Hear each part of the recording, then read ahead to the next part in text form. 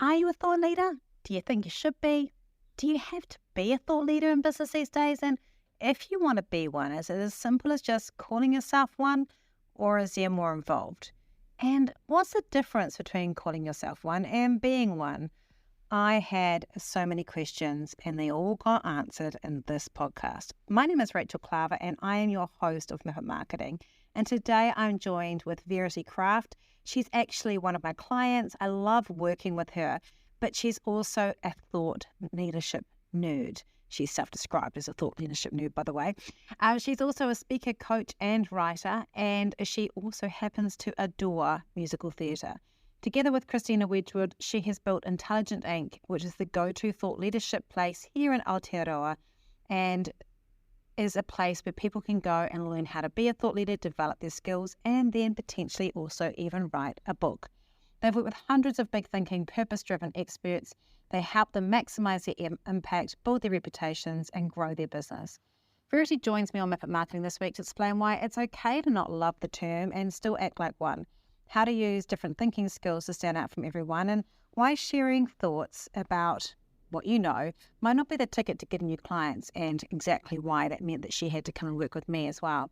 This post is filled with great nuggets and information, so quite frankly, I did not want the interview to end. Now, I do want to say that Verity is part of my Content Masterweb, and a lot of the content that I'm sharing on my new podcast, Confident Content, is of content that I also share with my clients there. So go and have a listen to Confident Content. It came out last week, and it will be continuing to go out every week on a Friday from now on.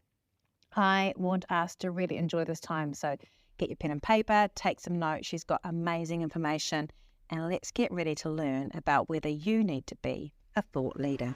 Welcome! This is Method Marketing and I am your host, Rachel Klaver. I love helping small business owners become more confident and more capable with their marketing. So this podcast is all here to help you do just that. It's me and the help of some great guests helping you learn new skills, new strategies and ideas. Let's jump in and get started. Welcome to Method Marketing. I'm your host, Rachel Klaver. I will be honest with you guys, this is my take 2 of the start of this, which is unusual for me, but I totally fluffed up the intro on this, so we're doing it again. I'm really looking forward to having our guest today, Verity Craft. I'm going to get her to introduce herself in just a moment.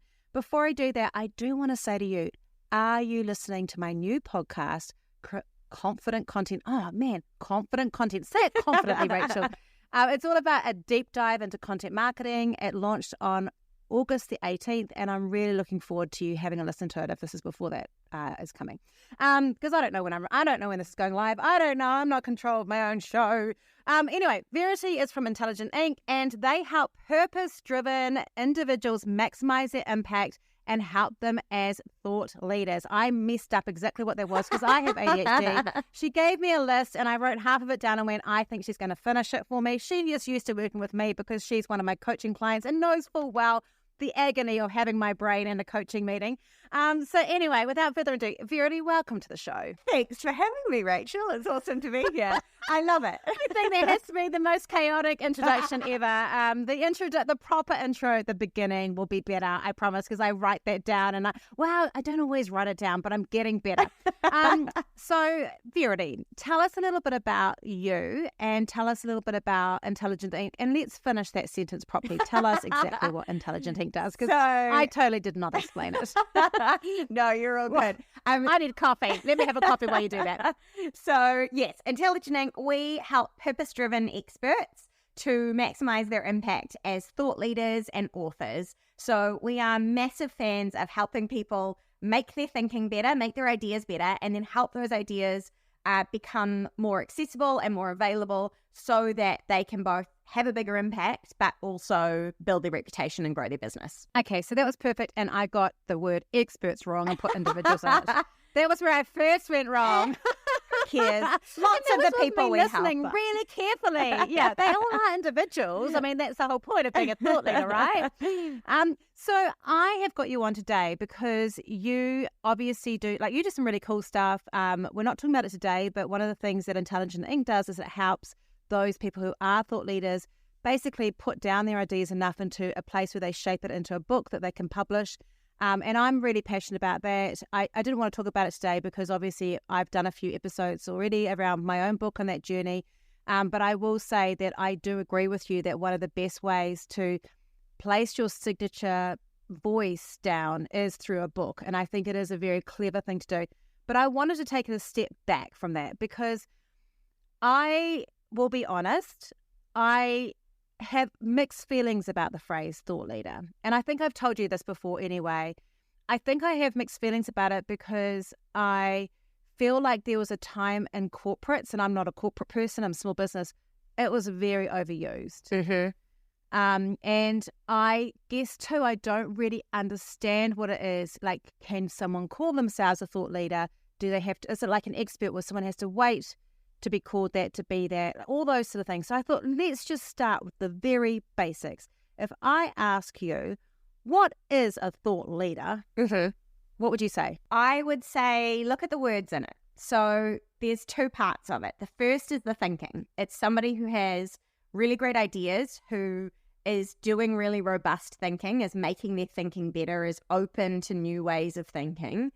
And then they're leading with that thinking. They're out there sharing that thinking so that other people can benefit from it, so that they are really driving forward with that thinking. So when it comes down to it, and honestly, I've got mixed feelings about the term too.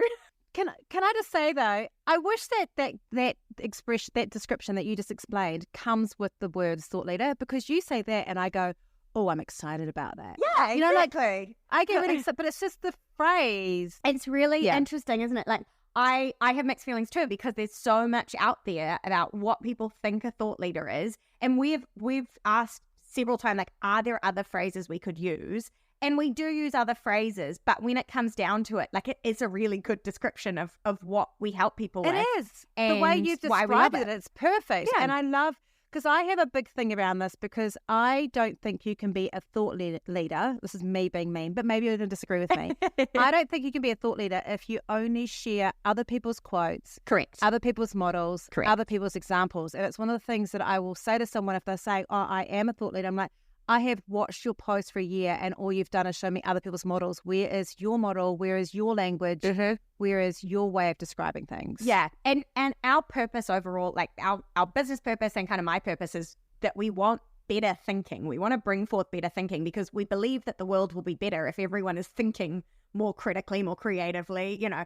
And so that's why we love thought leadership. It's not like, yes, it's a great tool for growing your reputation in your business, but actually what we love is the impact that it has. And so I think that that's exactly right. Like, you are not a thought leader if all you're doing is sharing other people's thinking and other people's ideas. And also if you're only marketing your business as opposed to the ideas, and that's not a bad thing. You can, you know, we love marketing. Marketing is amazing, yes. But we do love marketing. They're two separate things. And yes. And you use marketing as part of your thought leadership. Yes. And we're looking at how we, you know, that's why I'm working with you, is to market the business as opposed to our ideas. But they are two separate things. And I think people get caught up in thinking that, you know, just content creation is the same thing as thought leadership. And it's actually not. It's about the thinking is the difference. So I really love this because it's tying a couple of things in for me. Before I talk about that, because you and I have been on a similar journey with that, which is why I think for me, this was my awakening around this for me, around the difference between sharing my thinks, which I've always done. And I don't say that I'm a thought leader, but I'm saying sharing my thinks. So, like, you know, I don't know if I'm a thought leader. Well, thank you. Well, this is the question I'm going to ask you. So when I did my media kit and I did my website, I gave it to a friend of mine who works with corporate clients. And she's someone I really respect. We talk quite a lot. And she said, I don't think you should put thought leader on there, because I'd put it on because people had said it to me. Because she said, because you work with SMEs, and I don't think thought leadership has got a place in SMEs. It's really a corporate term. Oh, interesting. And I was nervous then about saying, I mean, you always feel nervous anyway about saying something about yourself and then thinking and go, liar, you know, like in The Princess Bride. But I also was like, oh, can you not be a thought leader if you're an independent person doing something? 100% can be. Like, that's actually probably the bulk of our clients are individual coaches, consultants, subject matter experts. We do work with some corporates and some bigger businesses as well. But you can still be a thought leader. And in fact, I would say that a lot of our best thought leaders are individuals or in small businesses. So I think you absolutely can. I would say that probably where she's right is that small businesses maybe have more of the misconceptions of what you have about thought leadership.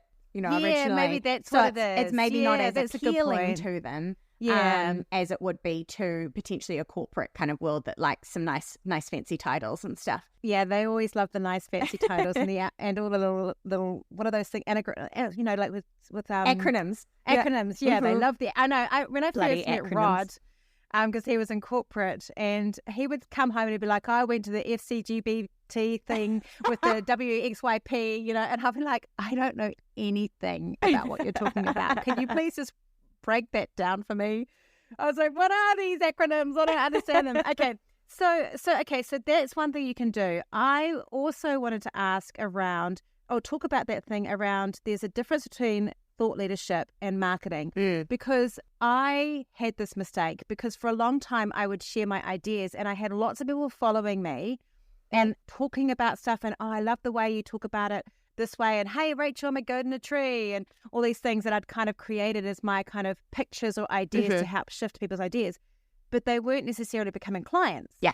And I realized that there's one thing to share your ideas and then there's another thing to market your business. They are two different things. Is that the journey you're going through? Yeah, 100%. And that's kind of the realization that we've come to both for ourselves, which is why I'm looking with you, but also for our clients, is actually getting them to recognize that, you can market your business without building thought leadership, but you still need marketing for your business, even if you're doing thought leadership. And the thought leadership can mean that the marketing has way more impact and can take it to kind of the next level, but you still have to remember to do that. And we've always been notoriously bad at actually converting people into clients. And so that's something that we're having to learn how to do, because we're so much more comfortable just sharing our ideas and sharing our clients' ideas. And so that has been a real learning for me. But you do have to do, I would always describe thought leadership as your approach. It's your long-term strategic approach to coming up with your own IP, your own ideas, and then sharing those. And then marketing is how you actually convert those into business for you. So one of the powerful things about thought leadership really is that it protects us in an AI world, doesn't it? Like I remember asking ChatGPT, hey, if I was going to talk about personal brand and I used the analogy of goats and trees, could you do that connection for me? And it went, what the hell? Yeah. It didn't say what the hell, but it basically said their version of it. And I was like, okay, well, you can't do it, but I've done that. Yes. Yeah. And I thought that was really interesting, was that I gave it like pretty much my thought processes to get it to tie it together, and it couldn't put those two things together. Yeah. And I know that, guys, look, I used to work in education as a primary school teacher, and then I worked in early childhood. So I do basic thought leadership stuff. I do porridges, 3 people porridges and goats and trees and spiders, because in my head, I am still teaching 5-year-olds. I understand that this is not exciting to some of you. You're like, oh my gosh, I don't think that's thought leadership, Rachel. I think that's just being weird. But it's still thought leadership.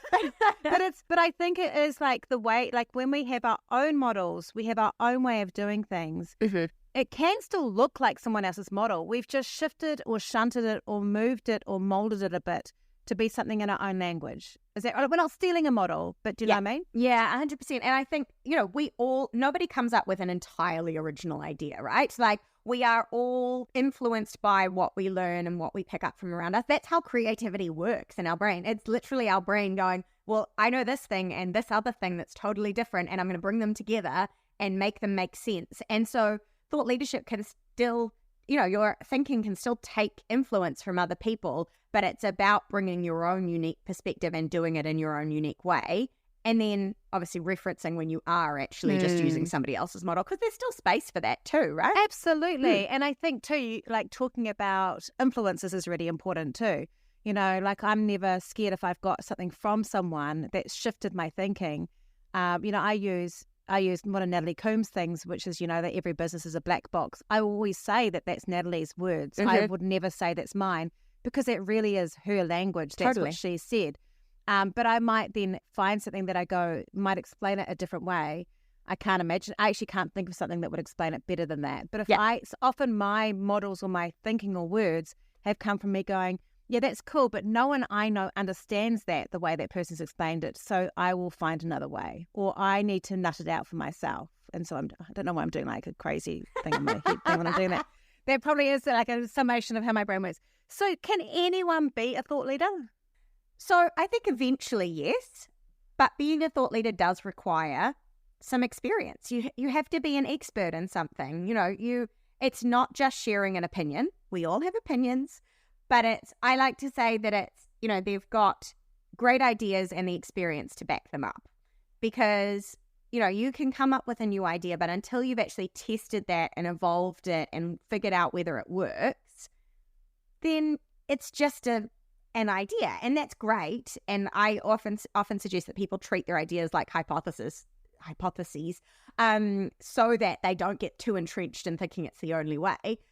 I like that. But you've got to have some kind of experience, and that doesn't have to be qualifications by any means. Like, obviously there's some amazing thought leaders out there like Brene Brown and Adam Grant who are, researchers and academics and stuff. But actually there's also lots of people who all of their experience is on the job. And that's certainly where like we sit and where a lot of our clients sit. Yeah. So I don't think it's that. I think anyone can eventually be a thought leader if you are getting experience, you're coming up with good thinking, you're being creative, you're finding new ways to solve problems. But I would be really surprised if someone came out having never worked in a field and, managed to actually come up with an idea that you need to has real value. Working knowledge somehow. Totally. Yeah. Because I quite like that, because I know that when I was a facilitator in early childhood, one of the reasons I moved out of that was I'd been off the floor for so long that I knew that I was coming up with stuff that actually might not work. Like, they were great creative ideas, but I hadn't tried and tested them, and I didn't really want to be doing something that was creating that. So there's a difference between having a creative idea or, coming up with this magical kind of formula or process, and then there's the testing out of it, and does it actually work? Mm-hmm. Yeah. And I think that sometimes it is an evolving thing. Like, in our coaching group that this week, Becky and Vanessa in the group, and I'm sure they won't mind a shout out, because they work in the neurodiverse space, and they found my model wasn't working for their brain. So they repictured it in a different way. And then it's made me go, oh, how can I make this so that it's more accessible to different brains? And so I've asked them if I can use their model, but I'm now modifying that.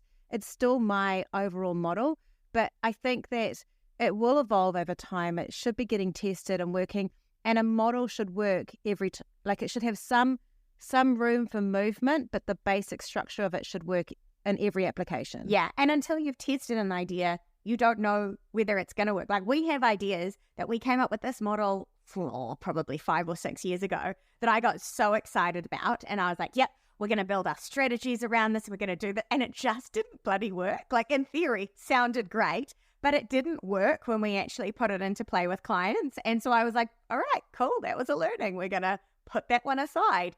And it's okay to have ideas that, don't work, or that actually do work, but you can make them better because you get feedback from people. And that's a really exciting thing in my mind, is that it's not about I have to come up with this one perfect thing once, and that's what I live off for the rest of my life. It's actually this is a constant state of evolution. I really like that just overall in business. Like, I think about that with, I'm now doing my marketing strategies over 6 sessions. I'm loving it. The clients are getting better results. And sometimes part of me feels guilty in some ways for all the people that I've worked with before that I didn't have that thing. Mm-hmm. But I couldn't have got to this point if I hadn't done literally hundreds of them my other way. Yeah. Funnily enough, I've just done exactly the same thing with our strategies. Oh my gosh. Isn't that so weird? Yeah, we were doing 2 half-day workshops. Yeah, that's what we were doing. And then we started doing them as over a couple of months. And I'm like, oh my God, this is game-changing. It's amazing. It's actually harder because you've got to fit it in. I've had to reduce how many people I work with, because before it was so easy to slot things. But the impact that you get from both of you, and you actually grieve when you say goodbye to the person, whereas before it was like, hey, see ya, great, next to the person, and even though you didn't want it to be transactional, it was very much that, because it's only, so I agree with you, having that for me, and sorry guys, it's off topic, but it's just, to me, like discovering for me how much more rewarding that is has been like an unexpected pleasure, actually. Totally. Which and has been I so love good. that about business and thought leadership is it's like you discover it's really fun when you treat it like an experiment and you don't put your identity into your ideas, which also I think takes some of the fear out of it of like people get really scared about putting themselves out there. As you know, you're always talking to people, people get really scared of putting their ideas out there because they're worried about what other people will say. But I think as soon as you detach that, like, well, this has to be perfect because it's part of my identity and just go in with I'm just testing it out. I'm just playing around with it. It's a really different feeling and approach. Then because if it bombs, you don't feel so connected to it. That's why I was like thinking, one of the things we're talking about this week, and which I know you couldn't be there for, we were talking about, having this great idea about this thing you want to do, and you focus on that, you forget to do all the stuff you have to do underneath it. It's like all the boring stuff because but then you're disappointed when you go to do it because all the boring stuff is the stuff that makes it really good. And so it's kind of like you put too much effort into the wrong parts of it. So like when you're invested in like, this course is going to make my business great. So you spend 2 years developing it, but you haven't told anyone about it, it's going to bomb. Or, like this model is going to be perfect. Like I know people who've literally become bankrupt because their idea, they spent all their time working on their idea, but didn't tell anyone through it or build a platform or have anyone to talk to about it. So no one trusts them. Yeah. We often say that an idea kept in your head or even just kept in your business has no value. So if you want to contribute, if you want to make the world better, if you want to grow your business, if you want to do whatever it is, then you absolutely have to make your ideas accessible and available.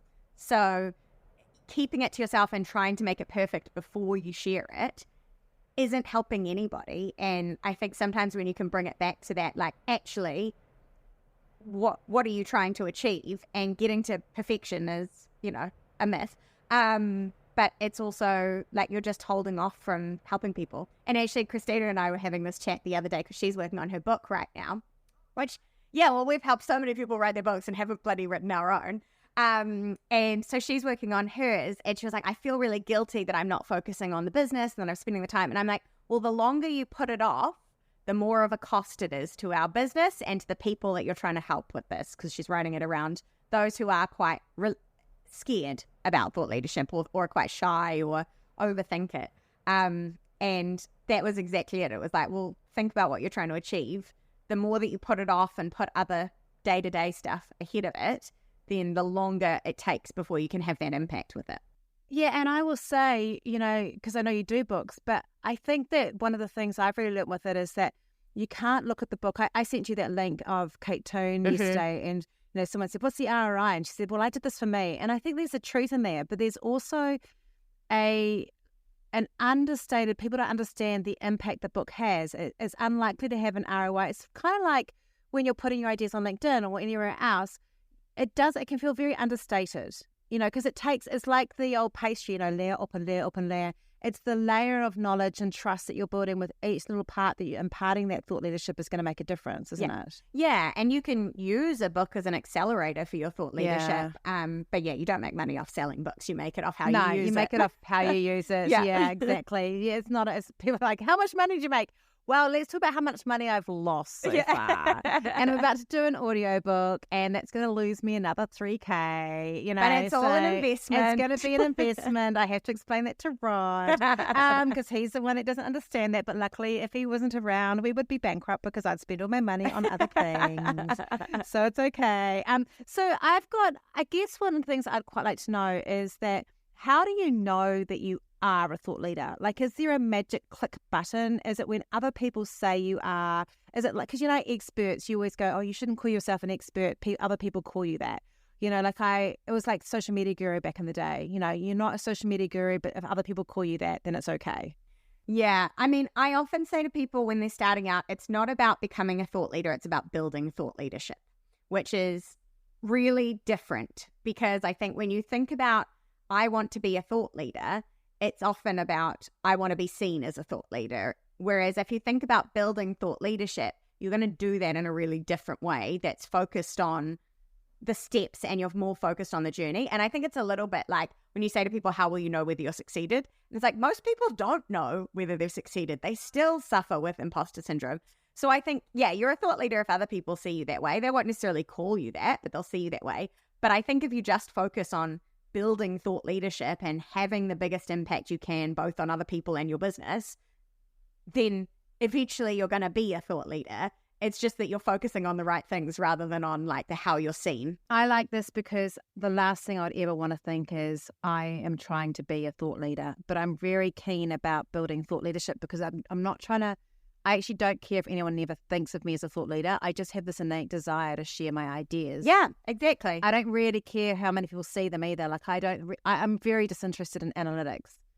Like, which is probably a terrible thing to admit as a marketer, but I just, like, it just doesn't really bother me. I kind of feel like if one person changed their perspective, then it was worth it. Totally. Well, you think about like when we work with clients, like I get so excited. Like we've got a group coaching program for thought leadership and we only launched it a few months ago. And every time one of them says, oh, this changed the way that I thought or this unlocked it, I get so excited.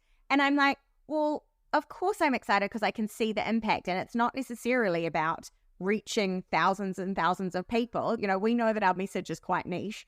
But if I can get somebody else, you know, even someone who isn't working with us yet, but to get that same excitement over unlocking their thinking or making their thinking better or sharing an idea and other people connecting with it. And I'm like, cool, that's what I want. Like that's the impact. And it doesn't actually matter. I mean, yes, obviously it feels very nice and it's that little validation when you're like, oh, look at all these thousands of people looking at my content. But when it comes down to it, I'm like, what I care about is what that content does for people and obviously for our business because that's, you know, you've got to balance the two. Not about, oh, well, this got seen by thousands of people. And I think that's the same with marketing because, you know, you know that for me, I'm not trying to get you guys to go, let's go viral and get, 100,000 like it's not my thing. There is a benefit of having a bigger platform because the bigger the platform it is, it's kind of easy to get your message out. But actually, it's never about the thousands. Most of us don't need thousands and thousands of clients or customers or an audience. That is that I need to be a thought leader thought.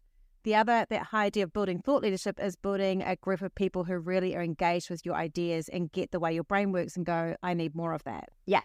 As a 100%. business owner, Yeah. as it depends, which might be a bit different if you were in an organization where thought leadership and there might be about how I move my career and having people see me in that position and trust me as a person if I want to change my career or move up in the organization. Yeah, exactly. And how you build thought leadership is the same whether you're a business owner or an employee. It's just that what you're actually trying to aim towards is really different. So for someone who's an employee in an organization, they might not care about, like they don't need to really market their business out there because they don't have one. So it's more about just sharing the ideas and being seen that way. And likewise, there are lots of organizations that are taking a thought leadership approach. And so they're pulling together all the expertise from within their team and sharing that.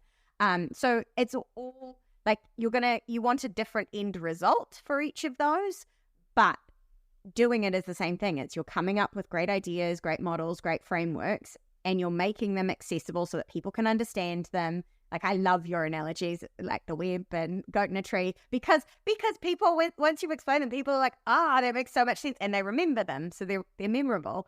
So it's doing that, and then it's sharing them and getting them out there, and that's really all it is when it comes down to it.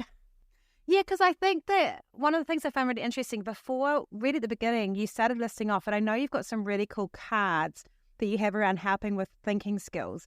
But thought leaders don't just have to be super creative. Like I am I'd say I'm probably, if we were going to say that I'm a thought leader, that I would be on that scale of I'm about building creative thought leadership. That would be my space. And that would be kind of where, but you mentioned critically creativity. What are those kind of sections there? Putting on the spot, you might not know them off by heart because there's 6, isn't there? Oh my gosh, because I was like, please let her have the pack right there with her. Because this is around like if people were going, actually, well, I think I do have potential to think beyond what I'm reading or what I know. And I've got ideas or ways to explain that. How do I kind of shift into that? There are sort of sections of places that you can kind of go, can't you, to do that?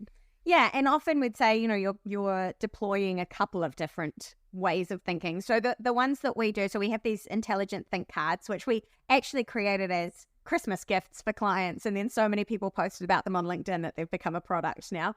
I love that.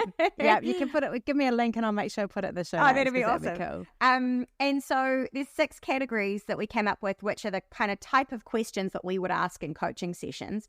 So there's thinking critically, which is when you might have an idea that's really good, or that you think is really good, but you want to be able to stress test it and actually make sure that it's good. And so this is where, like you said before we jumped on to the recording of this, you said, I might be devil's advocate. And I'm like, I freaking love that, because I actually think that, you should be playing devil's advocate. One of the questions that we ask is, how would somebody argue against this idea? How would someone disprove it? Rod is my critical thinker. Yeah. Like I sent him something yesterday because I want to launch a new type of coaching program along the one that I've got. And I keep on saying, the way I introduce things to him is I'll say, in 24 months' time. And then it becomes in 12 months' time. And then I was talking to another person, and I said to him, maybe we might be ready to do this maybe in January or February next year, like this. And then I sent him a thing, and I said, I think this would be a great platform to serve both my current coaching program, my one-on-ones, and that thing. He said, I think that probably what we really need to do is have a sit-down meeting just to work out exactly what all the needs are here and actually go through some things and sense test it, check it before we move on to choosing a platform. Thinking critically. I love it. It's so important. And then I'm not that critical thinker, but I need it in my life, and I've learned to submit to it because it makes my stuff better. If it can't be thought, if it can't be held up critically, it shouldn't be doing it. 100%. Christina and I are a bit like that as well. Like she often says if anyone was going to join a cult, it would be me. Because I get really excited. No, I was like, I would lead the cult. Come on. I'm going to say, you would lead the cult. And it would be, and we've got to use the word craft in there. So I think it needs to be like the crafty cult, or the craft makers. The craft makers, where everyone sings before they have to do anything. Exactly. I love it. But yes, because I get very excited. I'll join your cult. Okay, I'll great. join your cult. I'll as long as it's got nice clothes, it's not like those really... I'll join your cult. No, well, it has to be colourful, right? So yeah, it has to be colourful. Oh, no, I have to tell you something after this about my current obsession. I'm not going to do it on the here because everyone else is going to judge me. No one judge me. Okay. All right, so critically, what else? Critically, thinking deeper. So often what we do, and I'm definitely guilty of this, is I go surface level, this is a fun idea. And I'm like, this is cool. Let's just start talking about it. And so being able to dive deeper and actually ask questions like, why does this matter? And why is it important? Like, yeah, okay, cool idea. Who cares? Or, what haven't you considered? Or what are the consequences of this idea? Like, what happens next? So diving really deep is really important. There's thinking collaboratively. So we're big believers that you will never get to a great idea by yourself. So great ideas do not happen in silos. They happen when you engage with other people. And that's, that's sometimes your team, if you've got a team, that's sometimes your clients, that's sometimes going out onto social media and asking questions and getting feedback. But, if you think about, like, I know that if I'll sometimes have ideas in the middle of the night, which is really freaking annoying. I know. So annoying. Especially when you're like, okay, it's all right. And then your brain goes, no, you have to deal with this right now. Yeah, exactly. Or what if you could take it to the next step, and then the next step, and then the next step, and then this idea, and then this idea? So, can I just tell you, though, I built a business originally. My very first business was built by going to a conference, and I was in a hotel room with my 2 little kids and my husband at the time. And I woke up at 2:00 in the morning, and I went into the bathroom, and from 2 to 4, I had pens and paper. I used the kids' fat tips, and I wrote it all out, and it all happened within 5 years. But it was like, it was a moment. And I think sometimes it is worth, like, if it's happening every night, it's not great. But actually, I think it's because when we're a young mum as well, when we've got little kids, or when we're busy during the day, we're not giving ourselves enough time for our brain to relax and fly. Our brain will make that time for us regardless. 100%. And that's, we often say to people, and we're not always the best at living up to this, but is that you have to give your brain space. So if you want to take this approach, you have to give your brain space, because otherwise it will create the space for you. And I know that because it does it for me at 10 p.m. at night, at 2 a.m. in the morning. That's how we came up with the Better Book Project, which is our group coaching program for books was at 2 a.m. one night. I woke up, I was pregnant, and I was like, how do we scale the business? Like, if I'm going to step out, you know, I want to be able to set them up and stuff. And I literally just got up and scribbled pages and pages of notes about what it looked like. And, you know, a few changes here and there, thanks to the others making some better decisions, not at 2 a.m. But other than that, it's pretty much how we came up with it, how I came up with it at 2 a.m. What I find really interesting about that too, though, is that one of the things I've been really working with my clients, which will probably be similar to you, is that I'm a huge believer in when you place a boundary of limits around something, then you find a creative answer. Because yours was, if I'm going on maternity leave, how are we going to make this thing work? And so that limit or break makes your brain go and find things that you haven't seen before because you're putting it. So I always go to people, if you only had 3 days a week or 2 days a week with clients, but you have to make this amount of money, how would that work? Because that's what I did. I went, I want to do 350K turnover by myself this year. How am I going to make that happen when I haven't done that by myself before and I've restricted my hours? And then I worked it out. That's awesome. Yeah, those constraints are so powerful for creativity. Yeah. Sorry, everyone that were like, what? Yeah. But that's it's because I kept on working with people that were doing a lot better than me as a solo person in a similar industry. And I'd be like, what are they doing? Why are they? And they went, no, I'm going to put a boundary around myself and work it out. My brain will work it out for me. Yeah. I love that idea. Yeah. And so then the other ones are thinking creatively, which is obviously what you're amazing at. And that's sort of, I think what I really like about taking that approach is it's just going, all right, if there were no limits, what would that look like? Or if there was this limit, what would that look like? Or if you were 5 years old again, how would you go back to it? Or what would fascinate a 5-year-old about this idea? Or if you were an alien coming from space. So like, that's my whole secret though. If you were a 5-year-old, how would I interest you? Why do you think I have a spider suit here?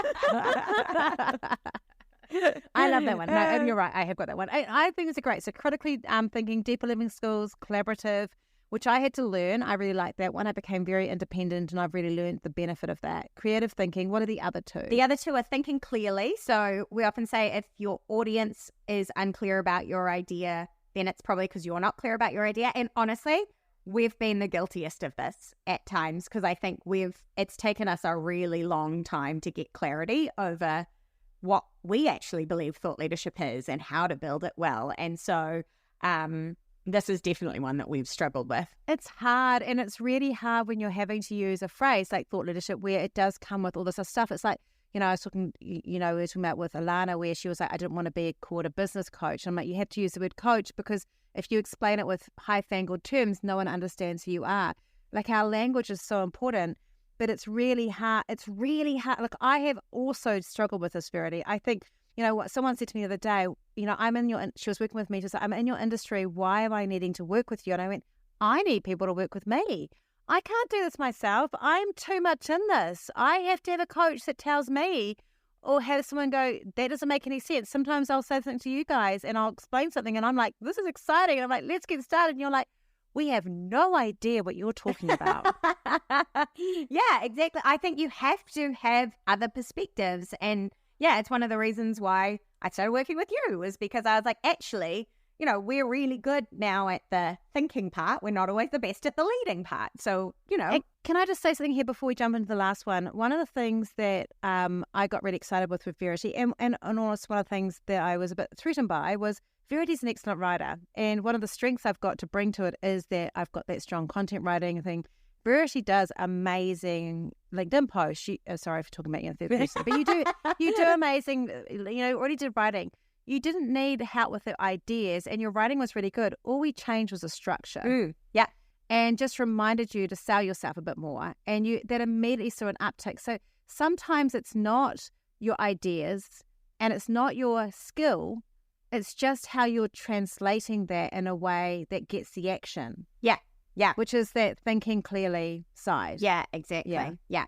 And then the final one is thinking ahead. And this is where being a thought leader really comes in because, you know, I often say content marketing is about answering the questions that people have right now. And thought leadership is about answering the questions they don't know they have yet.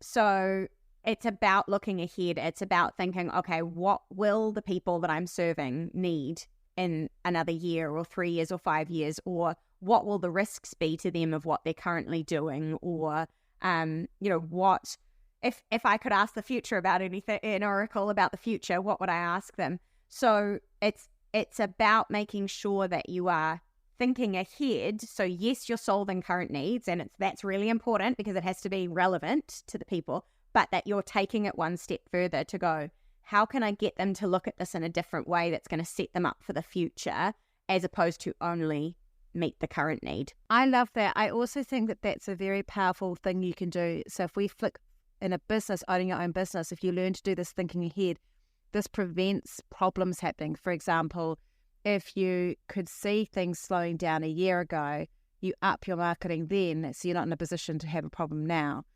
If you, just with the pandemic, that stuff started happening over in Asia, and I was like, I think something's changing, and we changed some stuff, and we literally changed it 2 weeks before lockdown, and it was a seismic change, and it was a major change. We did a whole lot of extra work, but we were perfectly positioned because of that, because I was looking ahead and going, I have a feeling.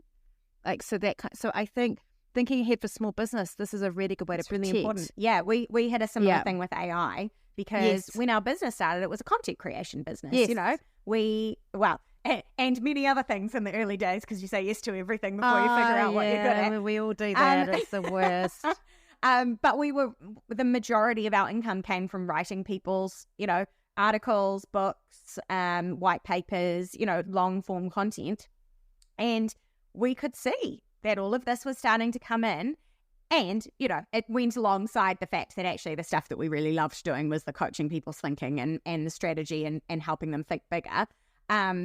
But we could see that was a thing. And so we were starting to look at, okay, how do we do more coaching, more programs, more things that are scalable, that are not just time for money. And we're already seeing that, because actually the clients that have dropped off more recently have been ones who were content clients, or they might have reduced and we're only doing part of it now, and then they've got ChatGPT turning whatever we create into other pieces. So you've got to look ahead, I think, for thought leadership, but also for business, because otherwise you're going to be the one scrambling going, oh God, what do I do now? And if you were in a corporate, the same thing happens. If you're thinking ahead and you're seeing change, even if people think you're I was going to say nutter, but not appropriate. But like, if people think that you're like a bother or annoying because you're kind of being this herald of not always doom, but like, hey, have you guys thought about this? I call you the anal butthole finder.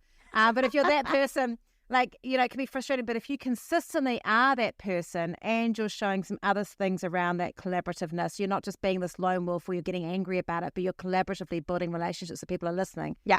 Then you can become someone where they go, we need you in a leadership place. We need to have you here. We need to have you at the table with us, because we trust your voice. We trust your vision. Yeah. And it's not always bad things looking ahead, no, right? It can be great things. There's opportunities but there's opportunity in bad stuff too. Like, totally. I think that's the thing. Like, it's about going, hey, this thing is shifting. Like, AI is not a bad thing or a good thing. It's just a thing. And so, but you can shift and change it, or you can go, I'm too scared, I don't want to talk about it. And there's a choice there. Totally. Because I agree, like, it's funny with the AI thing. I was like, when it first came out, everyone was like, oh, this is going to ruin everything. It has made me so double down on what I do, because I've realized that you have to have so much of the other stuff that I bring to make it work really well. So it's like, sweet, this actually made my life better. Yeah. So, but I could have gone the other way and gone, oh, this is going to be pointless. You can get an SEO strategy by saying, give me an SEO strategy, but it doesn't work unless you have the underpinning understanding. Yeah, so. 100%. So I love those 6 categories, and I think that you have made me feel a lot happier about explaining it. I still don't think I would ever call myself a thought leader, and I thank you for saying it, but I wouldn't. And I think I'm very happy about I don't feel like I need to be called a thought leader to share my ideas. Yeah. But I do think that it's really cool to see that if you want to stand out in a sea of everybody else and be remembered, if you build thought leadership, then you are going to carve out a very amazing space for yourself. And it doesn't have to be for thousands and thousands of people. It could just be for a small number of people that go, hey, this person's got some cool ideas. For sure. One of the first questions we ask people when they're developing their vision is, what kind of thought leader do you want to be? Oh, So, okay. You know, We're almost near the end, but I want to know this. What do you mean? Okay, so tell me this. Well, because you can be a thought leader just in your small community. You can lead with your ideas. So my dad, for example, is a doctor, and recently he said he'd talk at his med school reunion about the kind of the alternative stuff that he's been bringing into his practice. And he was really reluctant, but he did it, and it was amazing. And they were all coming up asking about it and asking how they could do it themselves. So that's not being out there on social media, but it's still leading My mum's with your like that. thinking. Yeah. My mum would definitely. I think she listens to this podcast. Mum, you're like that. It bothers me because I say stuff sometimes. I'm like, if Mum is listening to this, because she's mentioned it a couple of times, and the kids were like, what are you saying about her? Because I think she listens to the podcast. So, hi, Mum. But my mother's definitely Rachel's like that. mum. Yeah. Hello, Mrs. Butter. Okay, so small community lead. What else would be the other types? Or do you want to, is it about being known on a national level? Do you want to be known just within your industry, or is it about being known wider, or do you want to be a global thought leader? So for me, I really want to be doing a lot more speaking because it's what I love, and as you may have guessed, I like being on a stage. You're great, and I love it too. So I think I understand that, because if you want to be more on a stage and be a speaker, we do have to put ourselves out there beyond that community space. Yeah, exactly. Yeah. So it's just about understanding what kind of thought leader you want to be and where you want to have an impact. And once you're clear on that, then it's just choosing activities that are going to help you do that. Okay, I love that. And if you wanted to get started, what would be like one simple thing you could do to start? Like, no matter what end result you want to be, if we were talking about social, what would be like a simple thing to do to start? Share one idea. So the phrase that I use to take the pressure off it, if you've got a new idea that you're not sure on, is say, I'm just playing around with this. And then share your idea and ask for people to say what they took from it or how they might make it better. Okay, because I might do that with my new coaching idea, and when I'm ready to talk about it, I might actually put it in the Map It group and ask there, and my email list, because I think that would be actually a really good idea to actually ask for feedback. It will say, ooh, no. And then it's like... But then you don't need to spend your time on it. Yeah, and then I know I don't need to spend all that time thinking about it and explain to Rod why we have to do it. I think that's it. I like that idea. Obviously that's a business idea. That's not a thought leadership idea, but I still think that that's actually a really cool way to put things out there. Mm-hmm. This has been an absolute pleasure, as I thought it would be, after I mucked up the original one. But hey, if people want to get hold of you and talk to you about maybe getting some thought leadership coaching, but also maybe talking about getting those thoughts, ideas down and creating a book to, I'm going to use the ChatGPT word, elevate their profile, because I've realized I use that word all the time, even though I mock people that use it. How do they get hold of you? So best way is probably just LinkedIn. I am very active on LinkedIn, so you can just search me on there, and there's no other Verity Craft, so you'll be able to find me. So nice. Very handy. So LinkedIn, you can obviously come to our website, intelligentinc.co.nz.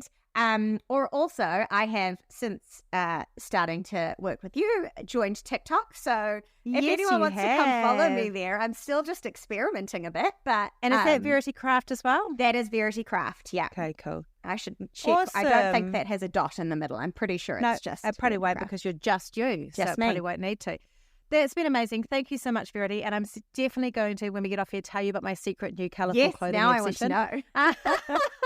But thank you so much. It's been a huge pleasure having you on. And I feel a lot happier about the phrase. I don't feel happy about everyone using it, but I feel very comfortable about how you've explained it. And I hope people here that have got something, a burning thing inside them that they want to feel like they share with whatever world that is, a small world, a medium, large, or the global world, that you feel a bit more empowered to do that. Because I think, it's become more and more important for us as business owners to share our own perceptions and ideas and things with the world so that people trust us more. Totally. So thank you. Thank you for having me. You are so welcome. It's been a pleasure. I learned so much from Verity, and I love the 6 different types of questions to help yourself think more critically or creatively, and all the other ones in there. And I definitely found there was areas in there that I could use more, and also my natural bent of different ways. It also goes to show that there's all types of thought leadership as well. And I feel a little bit more comfortable with people calling me one if I am one to them. But I also would Don't think I'll still ever call myself one. Okay, we are going to next week be talking about how to know whether your marketing is going to be a waste of time or not. Good, great, cheerful topic from me, but it is one of the last episodes of marketing. There are just 2 more episodes before we have a little sleep time for this podcast so that I can really focus on my new podcast, Confident Content. If you haven't subscribed to that or listened to it, please have a listen to it on your favorite podcast platform, or go and listen to it on confidentcontentpodcast.com. And on there, you can also subscribe to get fresh updates every time a new podcast comes live.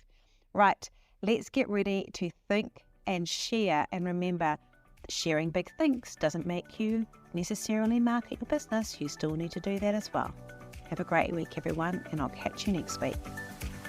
If you love what you heard today, be sure to hit subscribe. And if you loved this episode in particular, I'd love it if you shared it on social media. Remember to tag me in so I can say thank you. Have a great week, and we'll talk soon.